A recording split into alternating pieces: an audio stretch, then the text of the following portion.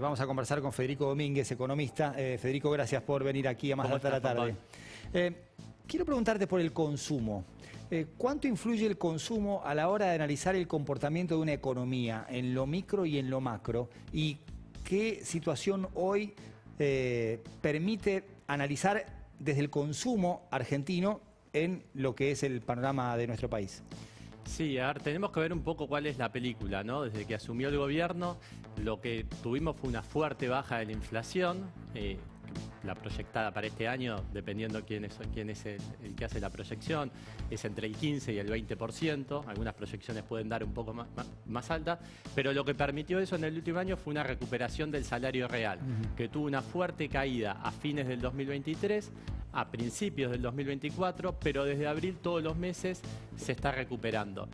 En ese contexto, con salarios reales que ya están por encima del nivel del noviembre de 2023, empezamos a ver una recuperación del consumo que principalmente se da por el lado de los bienes durables, con los bienes no durables, que son los bienes del consumo diario, que vienen un poco más atrasados. Bienes durables, por ejemplo, autos. Bienes durables, por ejemplo, autos, todo lo que son bienes de capital, y mismo en este proceso de reacomodamiento de precios relativos, muchos de esos bienes aumentaron por debajo del promedio de la inflación.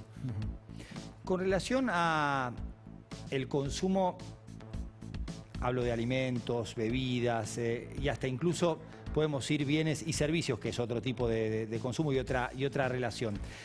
¿Crees que también hay que modificar la manera de analizar el comportamiento de aquel estoqueo de principios de 2024 a algo más racional, más inteligente? Sí, sin duda, porque durante los periodos inflacionarios la plata quema. Entonces, básicamente, la gente recibía el sueldo y lo invertía en el supermercado, digamos. Las empresas tenían mayores niveles de stock. Lo que vemos que a medida que baja la inflación, no solamente baja el nivel de stock en las empresas, sino que los consumidores empiezan a consumir más en el momento sin una visión de acumular para las próximas semanas o los próximos meses. Federico, ¿qué rol están jugando hoy los productos importados en lo que es consumo masivo o todavía falta para que empiecen a jugar fuerte? Empieza a haber más presencia de productos importados, pero no son procesos automáticos. Cuando se facilita la importación, cuando se remueven barreras arancelarias o se bajan impuestos, toma un tiempo hasta que esos flujos comerciales se vuelven a acomodar. Por ejemplo, como es en el caso de la ropa, que el mismo ministro Caputo dijo que a partir de abril se va a comenzar a sentir más el ingreso de productos importados. No es algo automático, pero de a poco empieza a cobrar mayor dinamismo.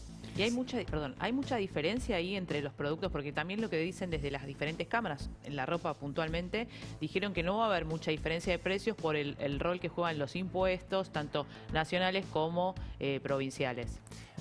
Hay un problema que es la matriz impositiva argentina, que sabemos que hay impuestos como por ejemplo ingresos brutos que se acumulan en la cadena, impuesto al cheque, que afecta mucho el precio sobre el consumidor final, también regulaciones laborales, logística, todo eso que sabemos que hace que Argentina sea un país caro, ¿no?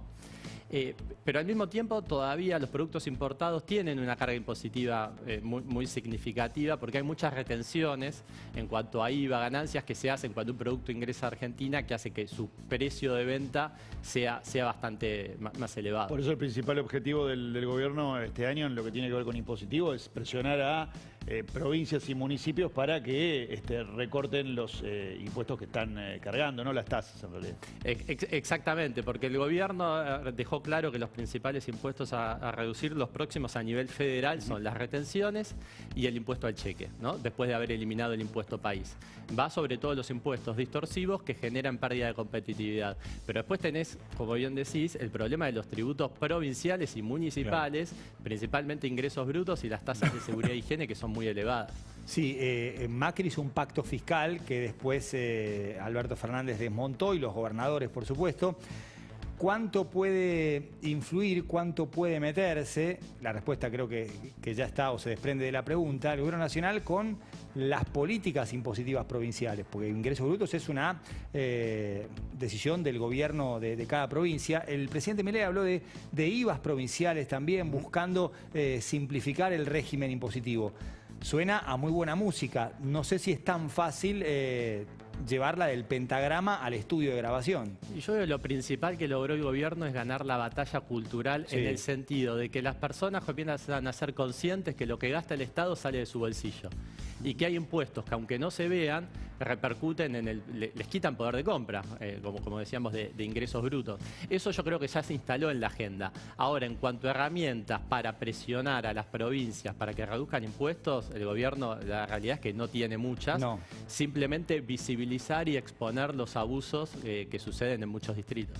Y Federico, ¿y esta competencia fiscal entre provincias que promueve el gobierno puede llegar a darse? Y además, si les da, si ellos reducen lo que es el 90% de los impuestos y le dan potestad a las provincias, ¿ahí se puede dar esa competencia que busca el gobierno o es medio utópico? No, yo creo que se puede dar.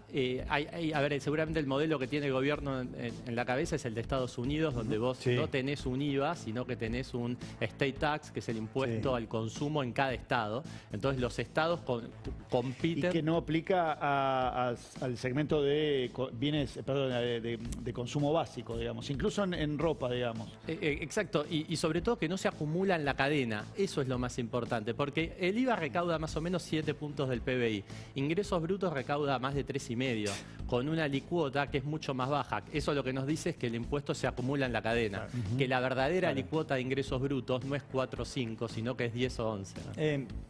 El IVA en 21% es un número alto, más allá de lo que es el arrastre de ingresos brutos en toda la cadena.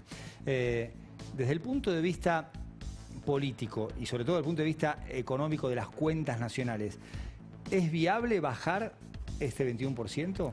A la medida que se siga reduciendo el gasto, que hoy ya está en niveles más cercanos a 32, 33 puntos del PBI, venía de niveles superiores al 40, en la medida que se pueda alcanzar el objetivo de 25 puntos del PBI de gasto público, es realista Sí. pensar en comenzar a bajar otros impuestos. Podés hacerlo con achicar el gasto, también podés hacerlo con expansión de la producción. Exactamente, lo que te permite esto es bajar que cuando crece la economía, el gasto público se reduce en relación al PBI sin necesariamente reducirse en términos reales. Quiero preguntarte por el tiempo. Has hablado ya de 2 o 3 cosas que tienen más que ver con la película que con la imagen detenida. Estamos en una era de mucha ansiedad, redes sociales, donde todos queremos todo para ayer, pero la economía tiene procesos y por más que vivamos en una era de acelere y de ansiedad, no se pueden modificar las velocidades de los procesos económicos. ¿Cuánto influye esto también a la hora de que el comportamiento humano termine pesando sobre procesos económicos, que también depende de las personas, por supuesto? 100%, a ver, la economía es expectativa. Yo creo que Claro. lo principal es que logró el gobierno es que la gente percibe que es difícil tener un estallido como hemos tenido en otras oportunidades. Lo que se logró el año pasado, haber reducido el gasto público federal en un 30%, que la economía solo caiga en un 8% y que se recuperen todas las variables, eso es muy positivo. Y que se haya logrado sobre bases firmes. Porque vos tenés superávit fiscal, tenés superávit comercial, normalizaste precios relativos y en ese contexto tenés una recuperación del consumo y una fuerte caída de la pobreza. Ese proceso, mientras se mantenga las variables macro ordenadas, va a continuar. La mayoría de los analistas prevén para este año un crecimiento superior al 5%. Es muy importante el acuerdo con el FMI porque eso es lo que te permite es asegurar el programa económico desde el punto de vista macro. Y en un contexto donde Estados Unidos está en medio de una guerra comercial con muchos de sus socios comerciales, que esté sobre la mesa, que se esté por lo menos discutiendo un acuerdo de libre comercio entre Estados Unidos y Argentina es algo muy positivo. Federico, tuiteó hace un rato Javier Milei hablando sobre los operadores de la devaluación y criticando a los empresarios que siguen pidiendo una devaluación para ser competitivos. Habló de rentabilidades excesivas que no van a existir más.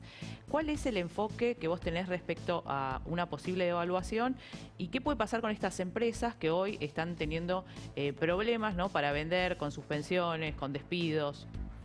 A ver, Argentina es una economía bimonetaria. Eso hace que sea totalmente diferente a casi todos los países del mundo, porque cuando vos tenés una devaluación, inmediatamente se transmite a precios.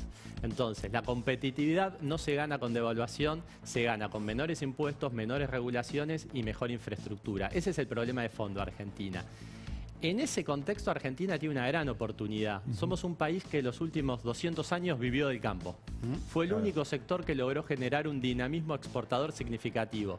Y en esta década lo que estamos viendo es que al campo se suman los hidrocarburos y la minería, que también promete mucho, junto con los servicios tecnológicos. Y eso nos da no solamente los dólares para tener una macroeconomía estable, por ahí no son los sectores estos que nombré los que más empleo generan, pero generan los dólares para poder tener una macro estable y un sector servicios, que es el que genera empleo pujante. En el marco de un mundo complicado, estos sectores son los que también a Argentina le pueden permitir un posicionamiento geopolítico fuerte, siendo un proveedor confiable de alimentos, hidrocarburos y minerales estratégicos, que no es algo menor. Federico, muchísimas gracias, un placer. Muchas gracias.